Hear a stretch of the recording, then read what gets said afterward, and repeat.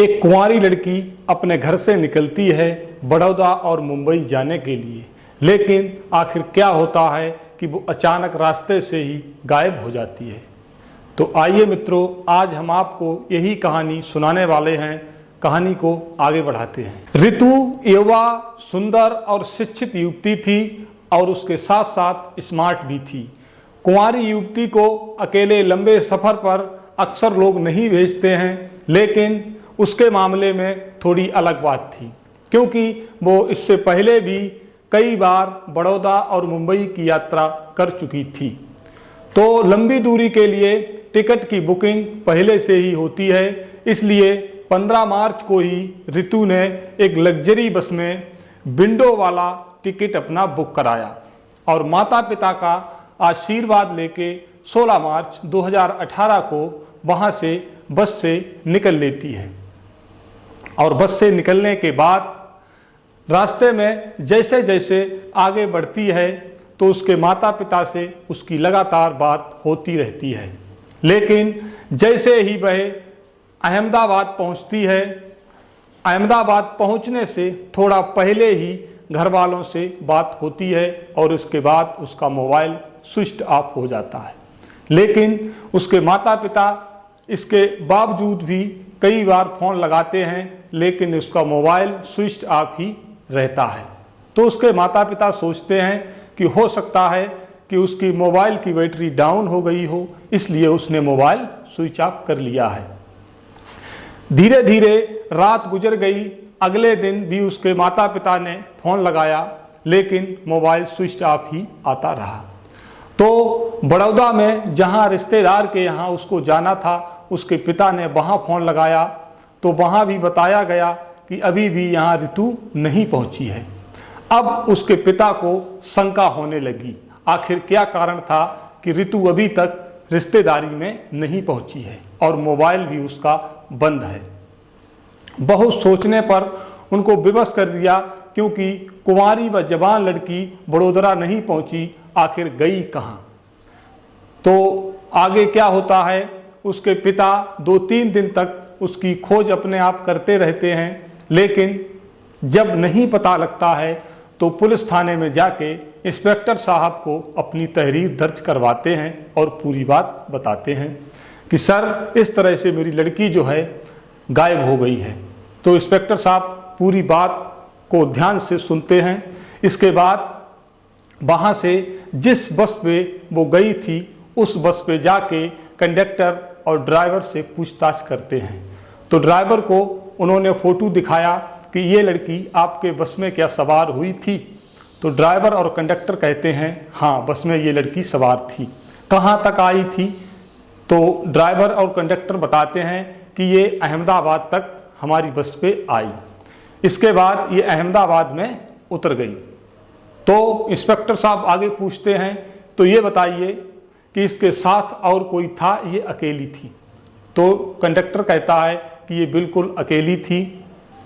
तो इंस्पेक्टर ने कहा, जब ये अहमदाबाद उतर रही थी तब तुमने ये क्यों नहीं कहा कि यहाँ क्यों उतर रही हो?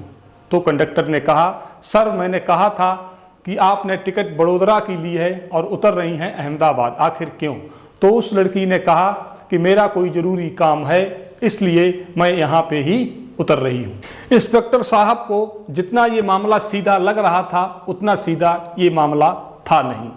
तो कंडक्टर से पूछताछ करने के बाद वो वापस आए और ऋतु का मोबाइल जो था उसको सर्विलांस पे लगवाया। तो उसका मोबाइल खुलता था, फिर बंद हो जाता था, फिर खुलता था, फिर बंद हो जाता था। लेकिन उसी से उन्होंने उसकी कॉल डिटेल निकलवाई तो पता चला कि ऋतु का मोबाइल इस समय कश्मीर कुपवाड़ा में है। अब इंस्पेक्टर साहब ये सोचने लगे कि आखिर बाड़मेर से निकली लड़की जिसे बड़ौदा जाना था, बड़ौदा से मुंबई अपनी बुआ के यहाँ जाना था, आखिर वो कुपवाड़ा में कैसे पहुँच गई। ऋतु के मोबाइल की कुछ महीने पहले की डिटेल निकलवाई तो उससे पता चला कि ऋतु एक गुलजार नामक मुस्लिम युवक से लगातार बात करती रहती थी। इसके बाद जो गुलजार का नंबर था उसकी कॉल डिटेल निकलवाई तो पता चला वो भी कुपवाड़ा में ही था। अब इंस्पेक्टर को ये बात समझ में आने लगी थी, हो सकता है ये मामला प्रेम प्रसंग का हो। अब पुलिस इंस्पेक्टर ने जो गुलजार नाम का व्यक्ति था उसकी कॉल डिटेल निकलवाई कि ये लोकल में किन किन लोगों से बात करता था। तो कॉल डिटेल निकलवाने के बाद पता चला, कई लोगों से बातचीत हुई कि ये लड़की जो ऋतु और गुलजार था इसकी मोहब्बत थी, आपस में प्रेम प्रसंग चल रहा था। और जो लड़का गुलजार था ये जम्मू कश्मीर का ही कुपवाड़ा जो ज़िला है उसका रहने वाला था और यहाँ एक कैफ़े में काम करता था। तो लोगों ने बताया कि इस कैफ़े में इस लड़की ऋतु और लड़का जो मुस्लिम युवक था गुलजार, इतनी मोहब्बत थी कि ये लड़की कभी कभी तो कैफ़े में भी मिलने आ जाती थी। और कभी कभी क्या, कई बार लोग बता रहे थे कि मैंने आंखों से देखा है इससे मिलने ये लड़की यहाँ आई। अब पुलिस को ये समझते देर नहीं लगी कि ये मामला प्रेम प्रसंग का ही है। गुलजार नाम का लड़का था, वो 3 साल पहले जम्मू कश्मीर से बाड़मेर आया था रोजी रोटी की तलाश में और वो यहीं नौकरी करता था जिसको 7,000 रुपया महीना वेतन मिलता था। लेकिन इसके अलावा जो वीवीआईपी और वीआईपी लोग आते थे ये सिर्फ उन्हीं को अटेंड करता था, क्योंकि ये सब शिक्षित और विद्वान था, व्यवहार कुशल था, इसलिए इसको फुर्सत मिल जाती थी तो ये मोबाइल से अपना व्हाट्सएप से चैटिंग, फेसबुक वगैरह चलाता रहता था। यहाँ के लोगों से इसका व्यवहार बहुत अच्छा था, तो यहाँ ये लगातार नौकरी करता रहा। लेकिन ये कोई नहीं जानता था कि आखिर गुलजार और ऋतु की मोहब्बत कैसे हुई, किन परिस्थितियों में हुई, ये कोई बता भी नहीं सकता था। लड़की के पिता इस बात को मानने को बिल्कुल तैयार नहीं थे कि मेरी लड़की ऐसी नहीं है। पुलिस इंस्पेक्टर ये सोचने लगे कि हो सकता है कि लड़की हिंदू धर्म की थी और लड़का मुस्लिम धर्म का, इसलिए लड़की ने सोचा हो कि हमारी आपस में शादी नहीं हो सकती, इसलिए इसने कुपवाड़ा जाके शादी कर ली हो। यही इंस्पेक्टर साहब सोच रहे थे, लेकिन उसके पिता जो है कार्रवाई करने का दबाव बना रहे थे।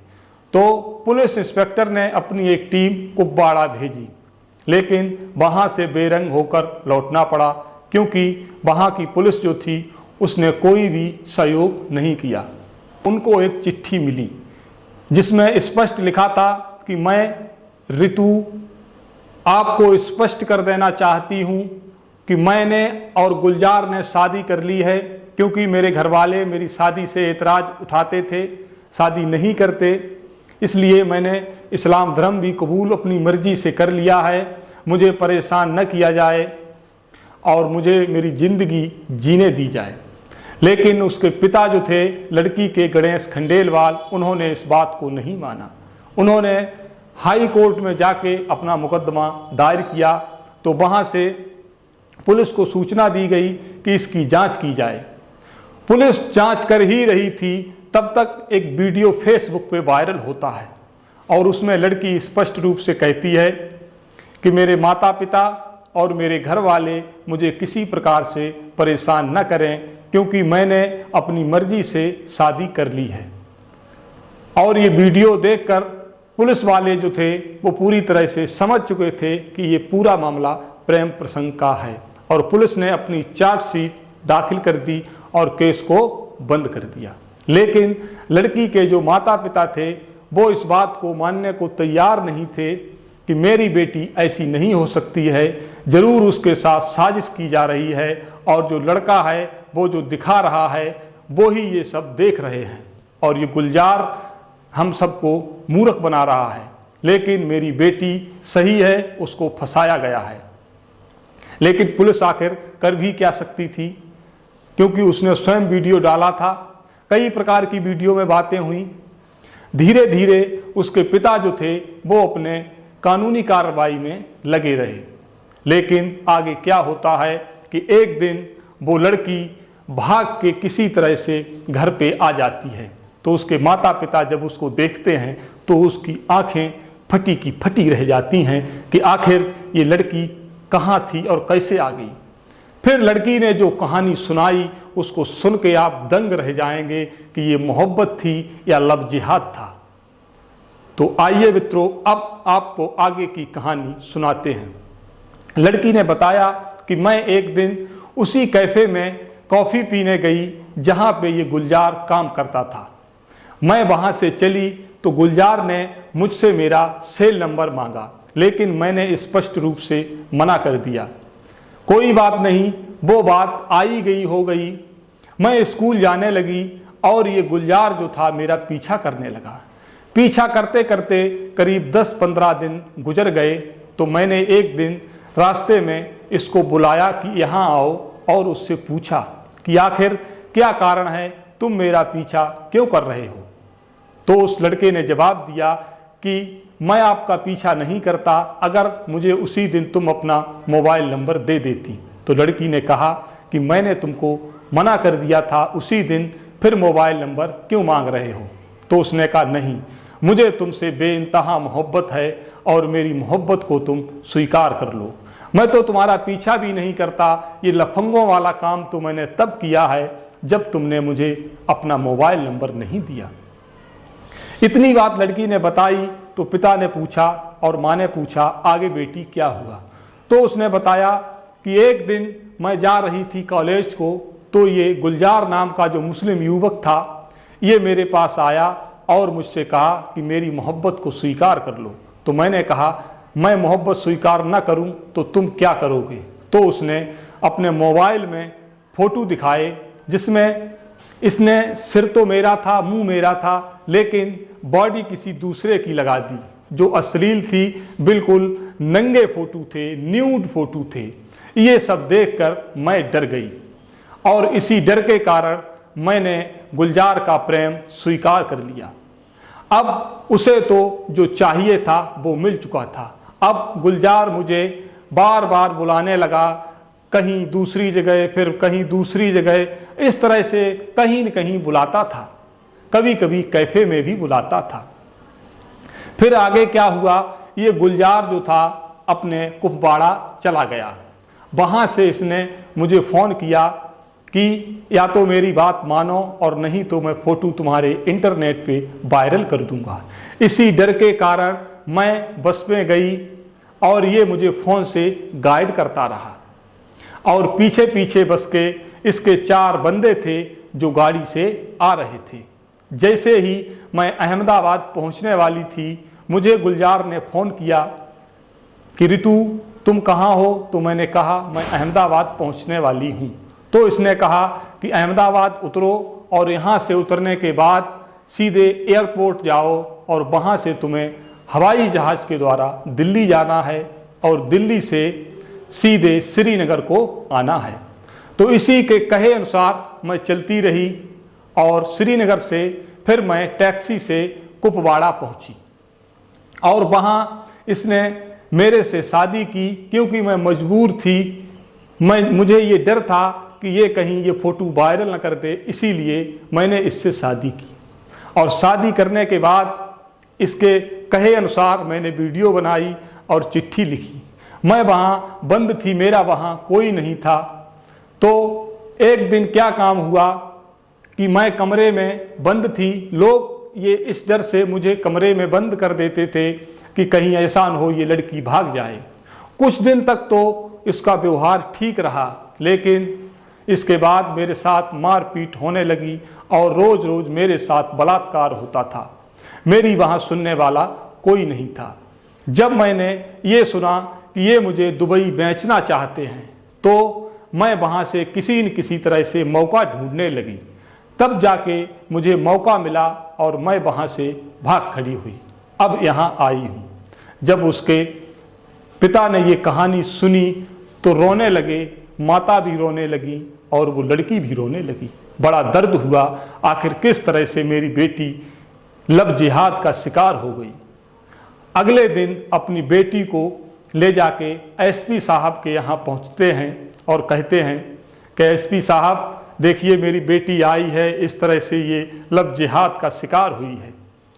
तो एसपी साहब ने कहा बताओ क्या किया जाए, अभी तो विधानसभा का चुनाव चल रहा है, इसके बाद हम कानूनी कार्रवाई करेंगे। विधानसभा का चुनाव पूरा हो चुका था, लेकिन रितु को आज भी न्याय नहीं मिला।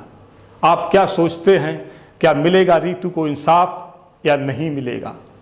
ये तो आने वाले भविष्य की गर्त में छिपा हुआ है, लेकिन आज की कहानी यहीं तक थी। किस तरह से एक मुस्लिम युवक ने एक हिंदू बेटी को लव जिहाद का शिकार बनाया और फिर उसे दुबई बेचना चाहता था। गौर करना मेरी इस बात पे, और ऐसे लोगों से जो पास पड़ोस में हों उन पे ध्यान रखने की ज़रूरत है, कहीं ऐसा न हो कोई और बेटी लव जिहाद का शिकार हो जाए। धन्यवाद मित्रों, जय श्री कृष्णा।